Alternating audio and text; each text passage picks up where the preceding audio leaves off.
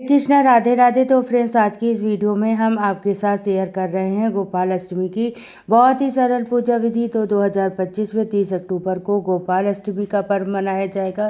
तो कार्तिक मास के शुक्ल पक्ष की अष्टमी तिथि को गोपाल अष्टमी या गोपाल अष्टमी के नाम से भी जानते हैं। तो कहते हैं श्री कृष्ण भगवान ने जब नंद बाबा से अनुमति मांगी कि नंद बाबा, अब तो मैं बड़ा हो गया हूँ, मुझे गाय चराने की अनुमति दे दीजिए।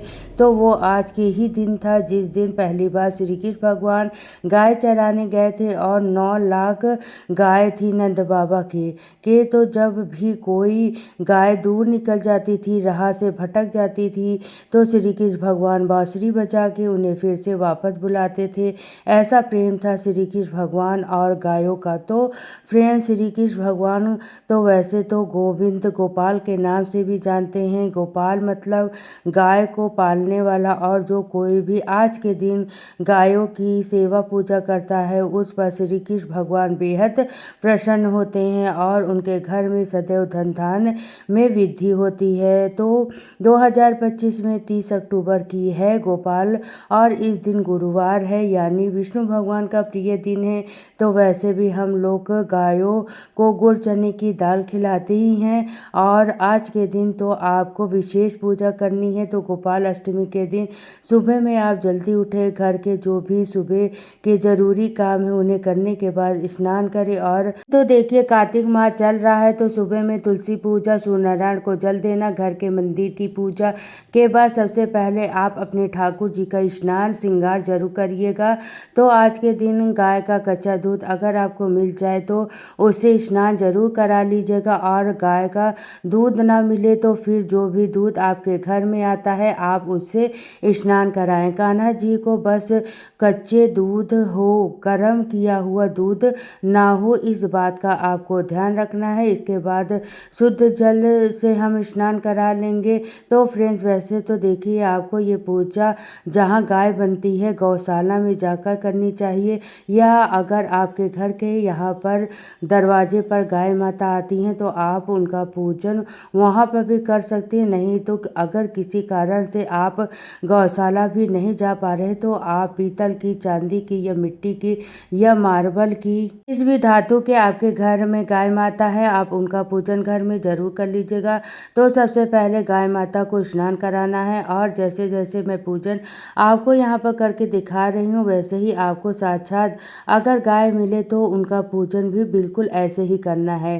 ठीक है, अगर देखिए पूरे तरह से आप उनका स्नान नहीं करा सकती हैं तो 1 लोटा गंगा जल या साफ ताज़ा जल जरूर रख लीजिएगा, और स्नान का भाव करते हुए पुष्प से छिड़क दीजिएगा और आप उनका पूजन करिएगा।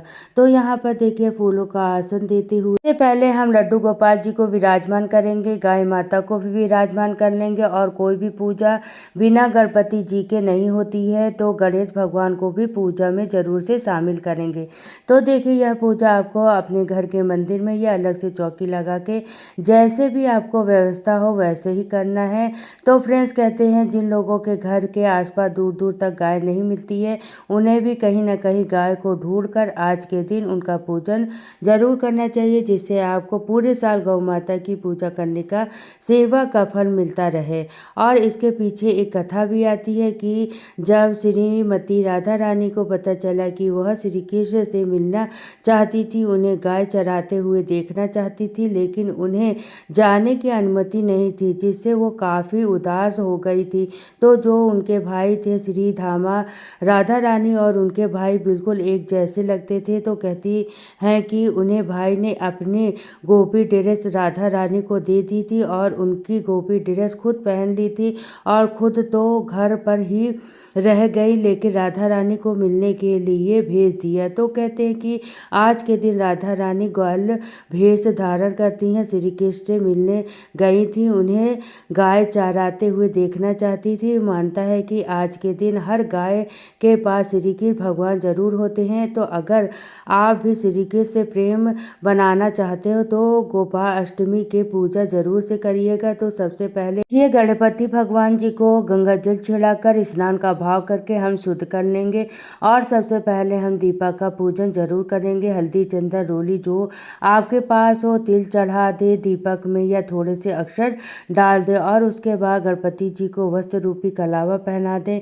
और गौ माता को भी आप वस्त्र रूपी भाव करते हुए मौली अर्पित कर सकते हैं। अगर आप गाय माता की पूजा कर रहे हैं तो आप उन्हें चुंदरी, साड़ी या कोई भी रेशमी वस्त्र आप उन्हें पहना सकते हैं। उसके बाद वो गौशाला में ही दान हो जाएगा। ठीक है, तो हमें यहाँ पे वस्त्र रूपी कलावा अर्पित कर दिया है। इसके बाद सबसे पहले गणपति जी को चंदन से रोली से तिलक करेंगे, लड्डू गोपाल जी को तिलक करेंगे। अक्सर जरूर चढ़ाना है क्योंकि सिर्फ हम एकादशी पूजा में चावल का प्रयोग नहीं करते हैं, बाकी हर पूजा में चावल चढ़ाए जाते हैं। और आज के दिन गौशाला में संध्या के समय अगर आप जाकर दीपदान करते हैं या कहीं गाय बंधी जाती है उस खूंटे के पास अगर आप दीपदान करते हैं तो कहते हैं इससे आपके अनंत गुना फल की प्राप्ति होती है।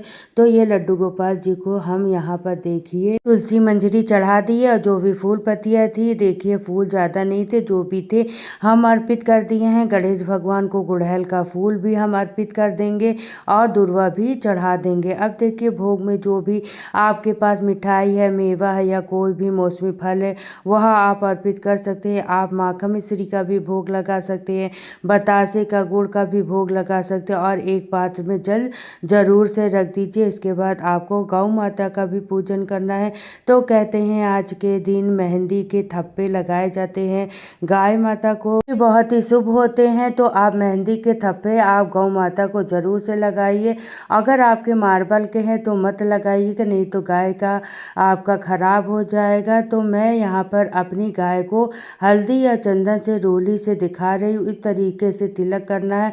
तो पूरे शरीर में आपको हल्दी रोली इस तरीके से लगाना है जब आप गाय माता का पूजन करने जाएं। और अगर आप घर पर कर रही हैं तो भी इसी तरीके से पूजन करें। तो यही आज के दिन गौ माता का विशेष पूजा होता है। हल्दी रोली से, मेहंदी से इनके पूरा श्रृंगार किया जाता है, अक्षर चढ़ाया जाता है और गाय के साथ बछड़े का पूजन हो सके तो जरूर से करिएगा। इसके साथ देखिए चने की दाल भीगी हुई आप आज के दिन गाय माता को जरूर खिलाइए और दाल के साथ गुड़ जरूर रखिएगा। इसके अलावा आप हरा चारा खिला सकते हैं। हरा चारा आप गौशाला में भी दान कर सकते हैं। और देखिए साल में सिर्फ एक ही बार गौ माता के नाम का कुछ सुहाग सामग्री सुहाग दान करते हैं। इसे कहते हैं कि उनका सुहाग अखंड रहता है। तो आप ज़्यादा कुछ ना कर सके तो चूड़ी, बिंदी, ये सिंदूर जो भी आपके पास पड़ा हो आप सामग्री गौशाला में गौ माता के नाम के जरूर से दान करिएगा। और बिना दक्षिणा के दान तो अधूरा होता है, तो कुछ दक्षिणा आप दान के लिए जरूर से निकालिएगा। और यह गौशाला में भी आपको दान करना है, इस बात का ध्यान रखना है।